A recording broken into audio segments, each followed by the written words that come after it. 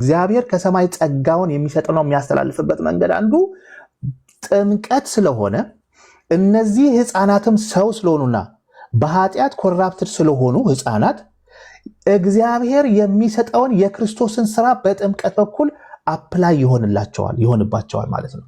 ስለዚህ በምን ነው ሚንስ ኦፍ ግሬስ የምንላቸው ምንድነው? ቃሉ የእግዚአብሔር ቃል ወደ ሰው ህይወት ከመንፈስ ቅዱስ ጋር ይሄዳል። ሰው ሰምቶ አይደል? ልክ እንደዛ ሁሉ ሌላው የእግዚአብሔር ጸጋ የሚመጣበት መንገድ በጥምቀት ነው ብለን እናምናለን። ይሄ መጽሐፍ ቅዱሳዊና ታሪካዊ ነው። ስለሆነም ህፃናት ከዚህ ጸጋ መገለል የለባቸውም ብለን እናምናለን። በተለይ የቤተክርስቲያን አባቶች ህፃናትን የማያስጠምቁ ሰዎችን በጣም ነው የሚወቅሱት። አነብላቸዋለሁ የአባቶችን የጉባኤያትን እንትኖችን። ኦኬ ብዙ ስለሆነ አንኳር ነጥቦችን ነው ዛሬ የምነግራችሁና ይሄ በዚህ ውስጥ አሁን ብዙ እናወራለን። መጽሐፍ ቅዱስ ማውጣት አለብን። የአባቶችን ጥያቄ ጸጋ ምንድን ነው እና ገረፍ እያልኩ ነው ማልፈው። ግን ሌላ ጊዜ ደግሞ በየቻፕተሩ እንነጋገር። አሁን ስላይዱን ወደታች እየወረድኩ ያለሁት። እሺ የጸጋ መሳሪያዎች ወይም ሚንስ ኦፍ ግሬስ ጥምቀት በተጨባጭ የሚሰራው ስራ። ሚንስ ኦፍ ግሬስ የምንለው ማንን ነው? የእግዚአብሔር ቃልና ጥምቀት እንዲሁም ቅዱስ ቁርባን ሳክራመንትስ የምንላቸው እግዚአብሔር ጸጋ ማለት ክርስቶስ የሰራው ስራና ደሙን እኛ ላይ አፕላይ የሚሆንበት የክርስቶስ ጽድቅ ወደኛ አፕላይ የሚሆነው ኢንዲቪጁዋሊ የምንቀበልበት እግዚአብሔር በጥምቀቱ ስለሚሰራ ለዚህ ነው ጥምቀት የሰው ስራ አይደለም የእግዚአብሔር ስራ ነው የምንለው። ስለዚህ ይህ የጸጋ መሳሪያ የክርስቶስን ስራና የክርስቶስን ማንነት ስራና የተሰጠንን የጸጋ እግዚአብሔር የሰጠንን ጸጋ የምንቀበልበት መንገዱ አንዱ መንገድ ከቃሉና ከቅዱስ ቁርባኑ ውጪ ጥምቀት ነው ስለምንል ነው። እሺ ከዚህ ጥምቀት ምን ታገኛለህ? ይሄ ጸጋውን በጥምቀት ውስጥ ምንድን ነው የሚገኘው? አንደኛ ኃጢአትን ይቅር ይላል። ኃጢአትን ይቅር ሲል አምኜ አልነበረም ለምትሉ ሰዎች፣ አዎ ግን በቃሉና በጥምቀት በኩል ነው እግዚአብሔር ጸጋውን የሚሰጠን ብለናል አይደለም? ምክንያቱም በቃሉ እናምናለን። ከዛ ደግሞ አኪ አምኗል ወይም ደግሞ ልዑል አምኗል። ሲያምን ያ የእግዚአብሔር ጸጋ ፕራክቲካሊ እኔ ላይ እንዴት ይምጣ?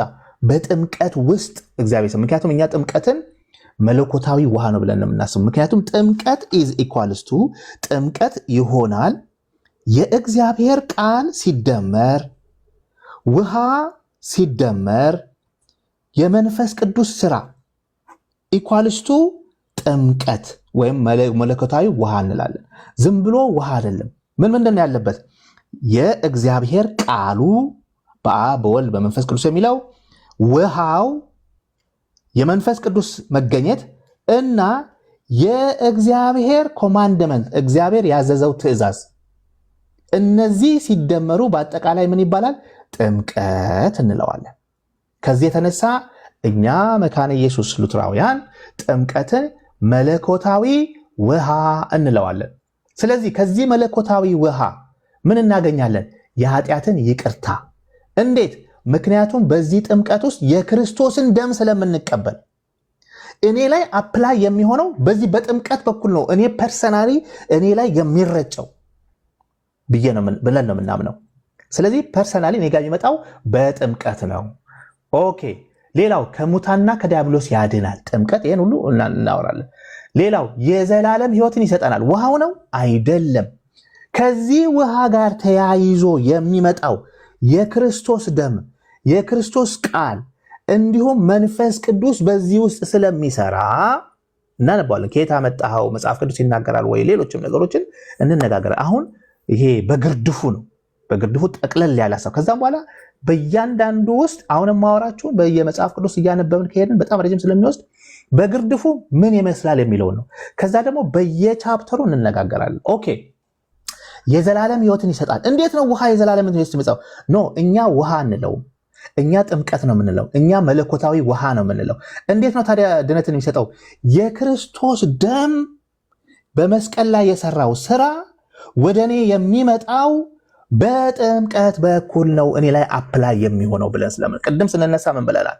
ቅድም ስንነሳ እግዚአብሔር የእግዚአብሔር ስራ ነው እንጂ የማን ስራ አይደለም ብለናል። የሰው ስራ አይደለም። ለምን?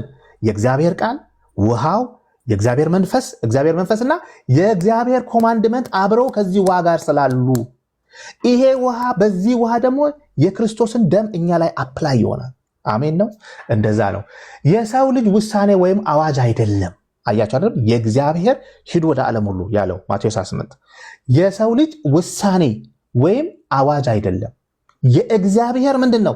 ትእዛዝ ስለሆነ እግዚአብሔር ራሱ ዋናው ባለቤትና ሰሪ ስለሆነ እግዚአብሔር ራሱ ዋናውና ባለቤት እና የዚህ የሰሪው ባለቤት ስለሆነ ተግባባ። ከዚህ የተነሳ የዚህ የጸጋ መሳሪያ ይሄ ጥምቀት የምንለው እነዚህን ሁሉ ያመጣልናል። እንዴት ነው? ውሃ በውሃ ድነት አለ እንዴ? ውሃ ፈሶ ውሃማው ሻወር መውሰድ አለብን እጠጣዋለሁ በብርጭቆ ካገኘው ለምትሉ ሰዎች እኛ ጥምቀትን ውሃ ብቻ ነው አንልም።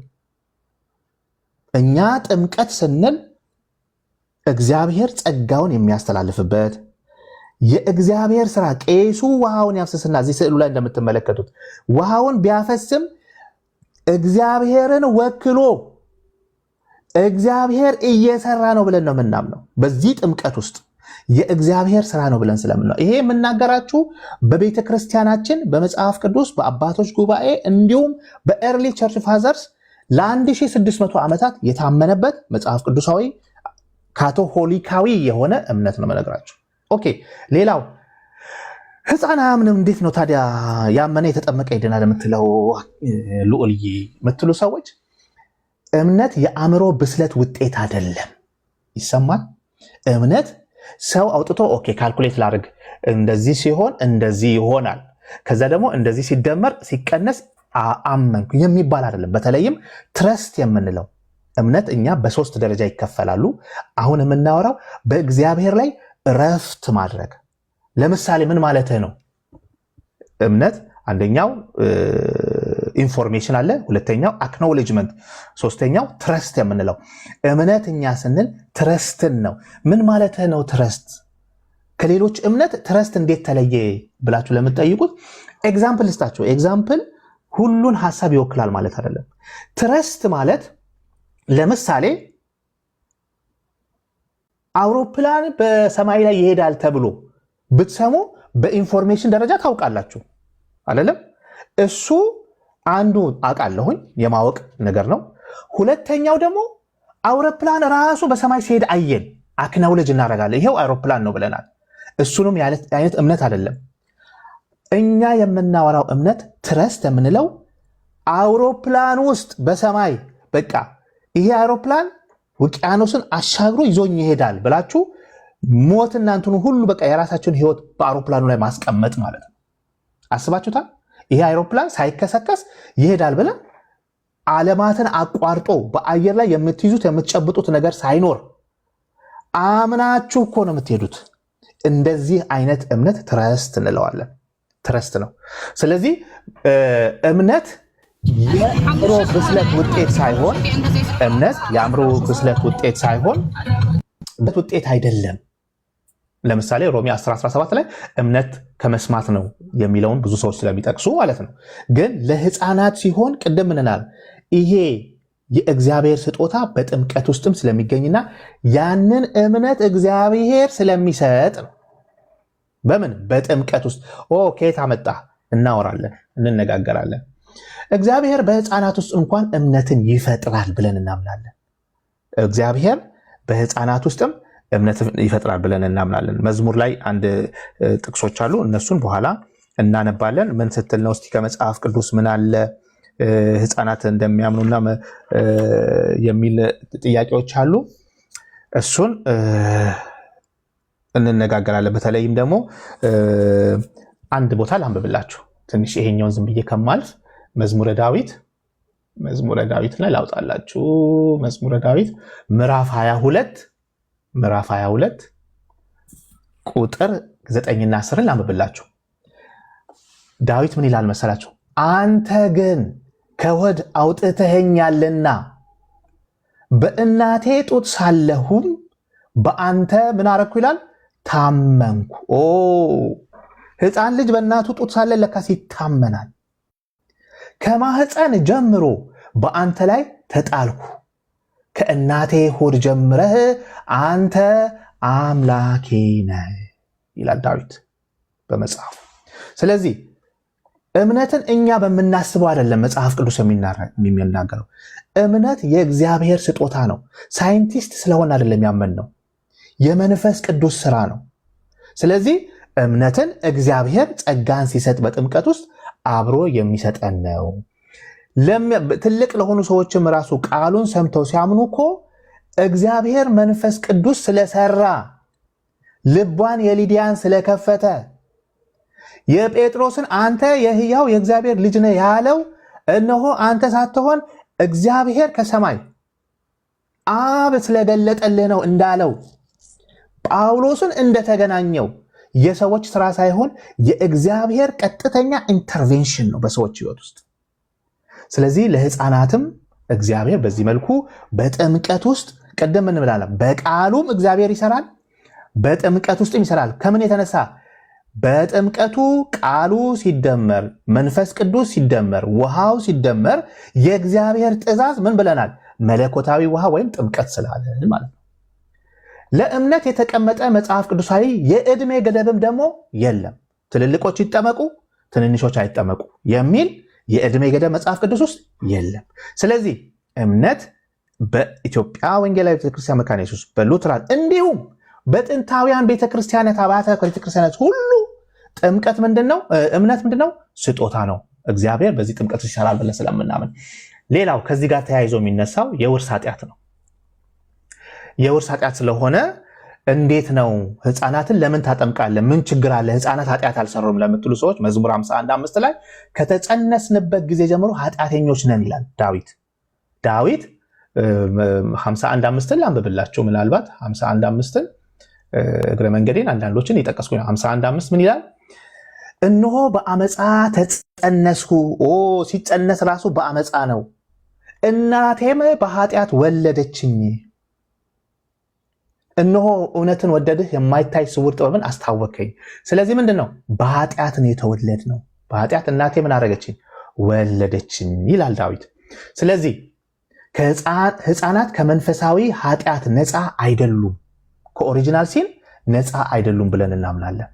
ሌላው ድህነት ወይም ድነት የሚያስፈልጋቸው ከሆነ ሕፃናትም በኃጢአት ከተወለዱና የኦሪጂናል ሲን ተጠቂ ከሆኑ ለድነታቸው እምነት ጥምቀት ያስፈልጋቸዋል፣ ይህንን ጸጋ ለመቀበል ብለን እናምናለን።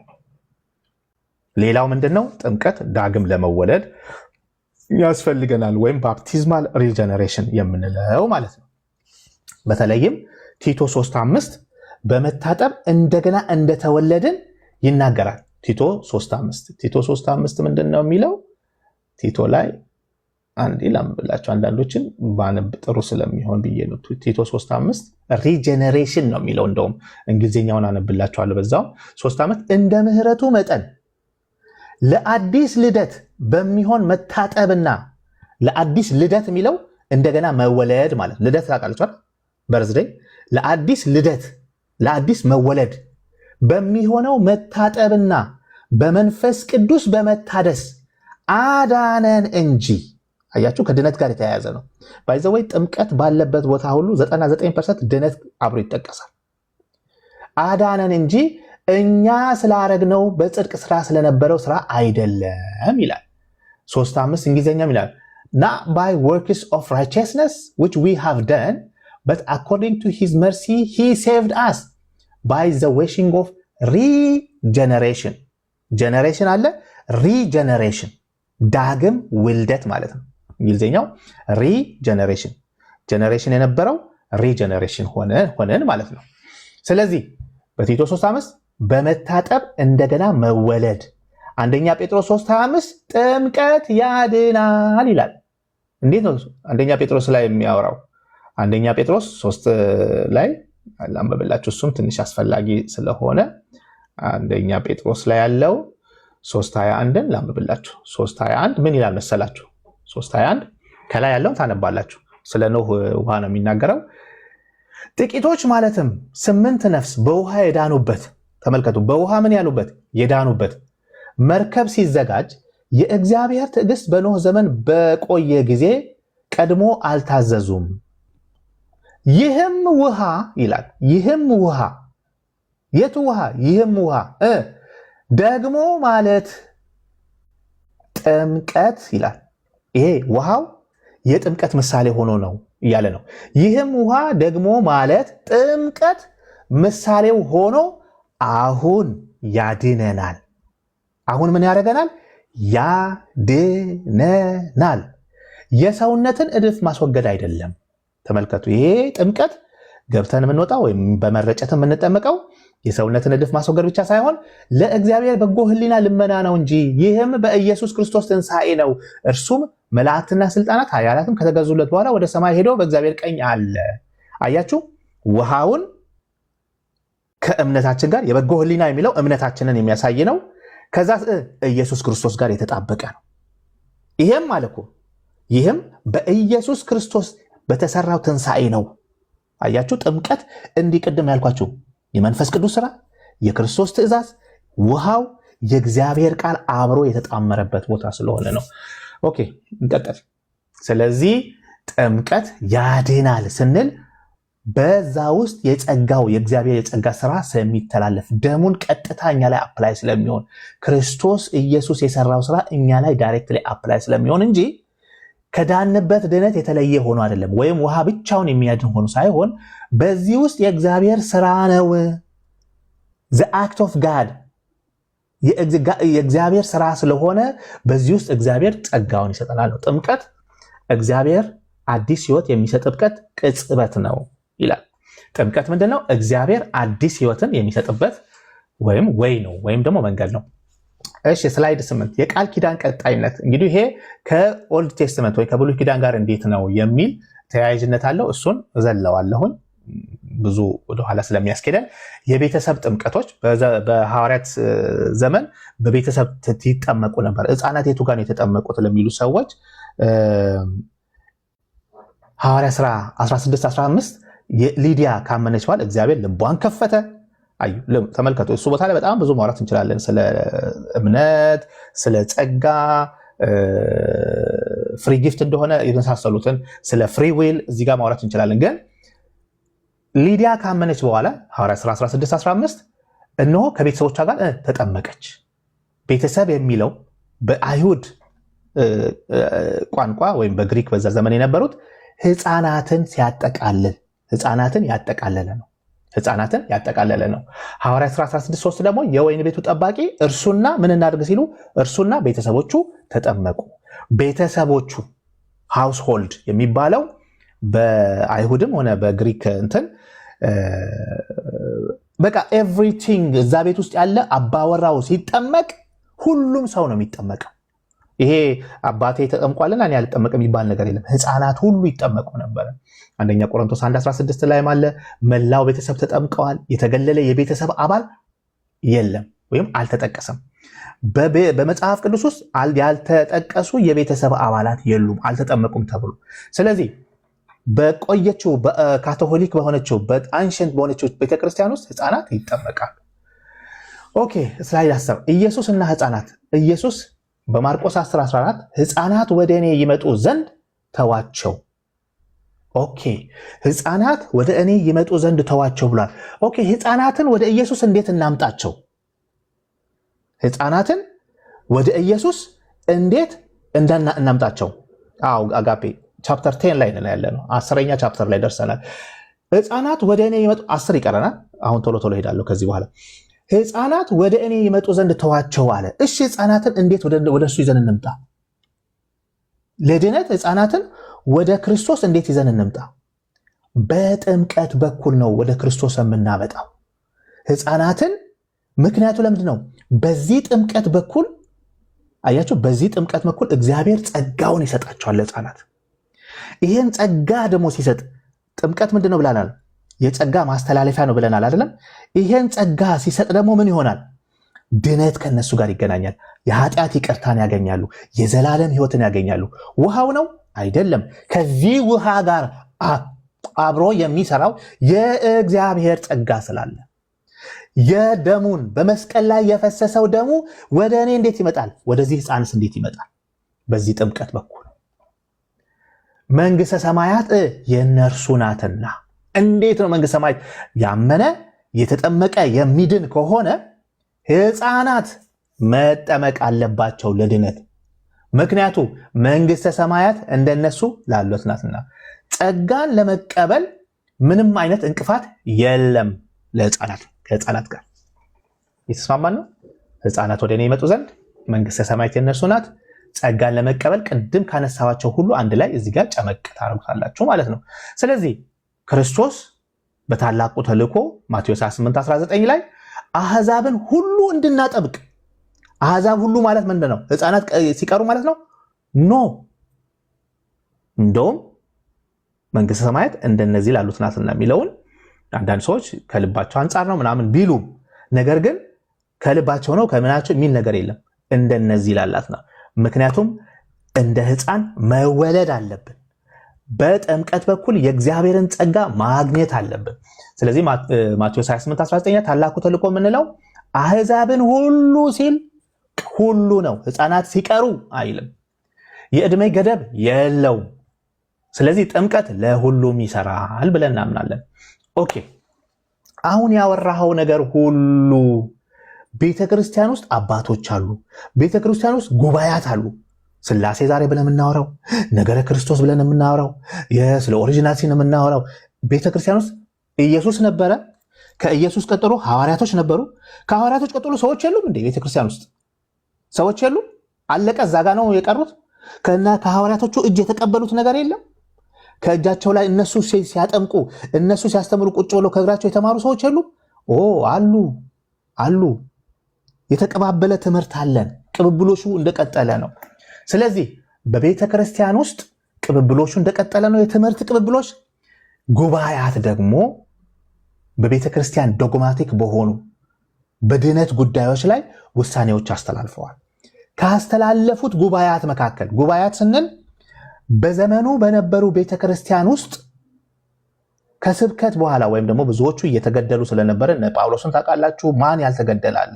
ሐዋርያቶቹ ግን በዛ ዘመን በስብከትም በምንም እያደረጉ ጊዜ ሲያገኙ መቀኖናዊ የሆነ ነገሮችን ማስቀመጥና አባቶች ጉባኤ የተሰባሰቡ መወሰን ጀመሩ። ምን ማለት ነው? በተለያዩ ቦታ ተበታትነው ያሉ ቤተክርስቲያናት ጳጳሳትና አገልጋዮች አባቶች ተሰብስበው ከሐዋርያቶቹ ያገኘነው ትምህርትን በጽሁፍ ወይም በጉባኤ ውሳኔ ስምምነታቸው ላይ ያሰፍራሉ። ከነዚህ ውስጥ አንዱ የካርቴጁ ጉባኤ ይባላል። ካውንስል ኦፍ ካርቴጅ በ418 የሕፃናትን ጥምቀት አጽድቋል። የውርስ ኃጢአትን መካድ አውግዟል። ተመልከቱ፣ የውርስ ኃጢአትን የማትቀበል ሰዎች አውግዟል። ሕፃናት ለኃጢአት ይቅርታ ይጠመቃሉ ብሎ እነዚህን አንኳር ነጥቦችን የካርቴጁ ጉባኤ ደንግጓል። የደነገጉት ከራሳቸው ነው አይደለም፣ ከአባቶች የመጣውን ትምህርት አሁን ማሰሪያ አንቀጽ አደረጉለት። ኦኬ፣ የኦሬንጅ ጉባኤ ደግሞ አለ። የኦሬንጅ ጉባኤ ካውንስል ኦፍ ኦሬንጅ 529 ምን አሉ? በጸጋ ብቻ የሚለውን አጥብቀው አሳስበዋል። ሰዎች የሚድኑት በጸጋ ነው። ያ ጸጋ የሚገኘው በምንድን ነው ብለናል? በጥምቀት ውስጥ ነው፣ በእግዚአብሔር ቃል ነው፣ በሳክራመንት ውስጥ ነው። እምነት ከእግዚአብሔር የሚሰጥ ስጦታ ነው ብለው በኦሬንጁ ጉባኤ መጽሐፍ ቅዱሳዊ ነው። በኦሬንጁ ጉባኤ እምነት ከእግዚአብሔር የሚሰጥ ስጦታ ነው ብለው ተስማምተው ነገ ተነስቶ አንዱ እንዲህ ነው ይላል። ይሄ ነው እምነታችን። ያቺ አንዲቱ ጥንታዊቷ ቤተክርስቲያን ከኢየሱስ ቀጥሎ ደቀ መዛሙርቶቹ፣ ሐዋርያቶቹ፣ ከዛን የቤተክርስቲያን አባቶች እያለ የቀጠለው እነዚህ እንዲህ ነው ጳውሎስ ሲያደርግ የነበረው ጴጥሮስ ሲያደርግ የነበረው ብለው በዚህ መልኩ በኦሬንጁ ጉባኤ ላይ ተስማምተው መጽሐፍ ቅዱሳዊ እንደሆነ እንደተብራራ እምነት ከእግዚአብሔር የሚሰጥ ስጦታ እንደሆነ፣ ስለዚህ እምነት ከእግዚአብሔር ስጦታ የሚሰጥና የዕድሜ ገደብ ከሌለው የሕፃናት ጥምቀት በምክንያታዊ ይደገፋል ብለው ይህንን ብለዋል። ስላይድ 14 የጥንቷ ቤተክርስቲያን ስምምነት ምንድነው የጥንቷ ቤተክርስቲያን ስምምነት? በጥንት ዘመን የህፃናት ጥምቀት የመቃወም ታሪክ የለም።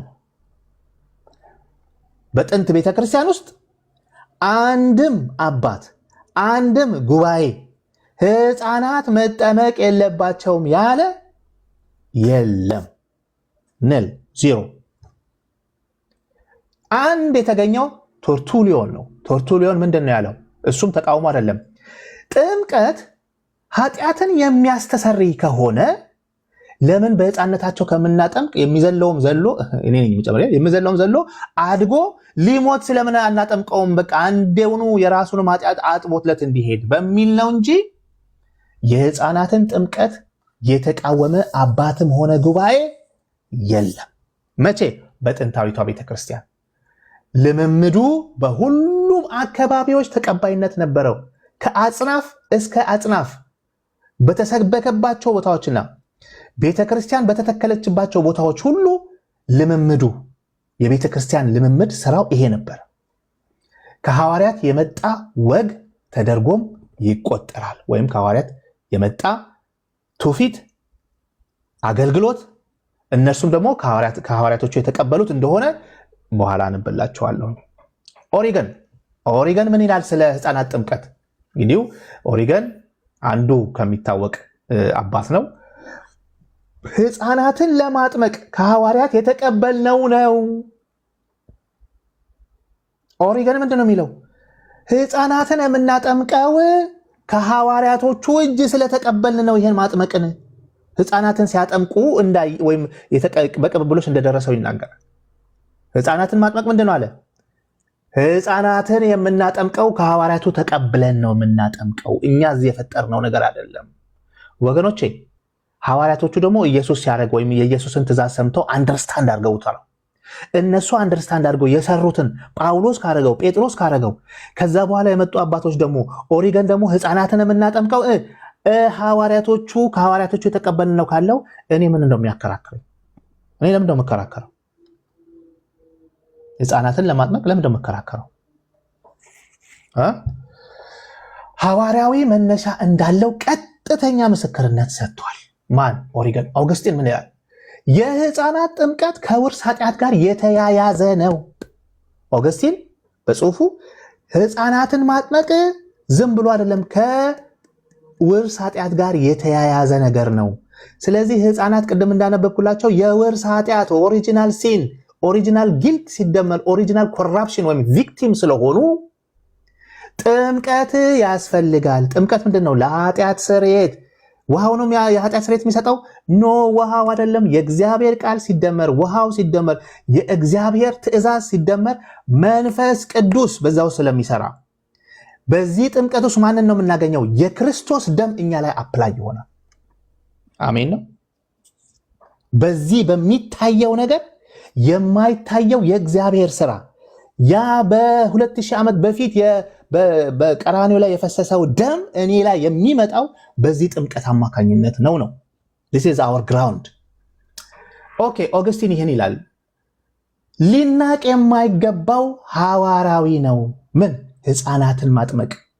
ሌላ ደግሞ ዋና መለኮታዊ መከላከያ ነው ብለው ይናገራሉ። ኢሬኔስ ወገኖች፣ ኢሬኔስ የዮሐንስ ደቀ መዝሙር ፖሊኮርፕ ይባላል።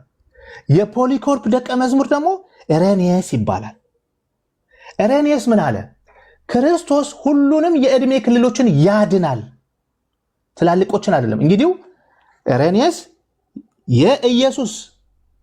ከኢየሱስ ጋር እዛው እየተሻሸ ቁጭ ብሎ የሚለው የዮሐንስ ደቀ መዝሙር የክርስቶስ ወዳጅ የተባለው የዮሐንስ ደቀ መዝሙር ማን ነው? ፖሊኮርፕ ይባላል። የፖሊኮርፕ ደቀ መዝሙር ኖሮ ኢሬኔስ ይባላል።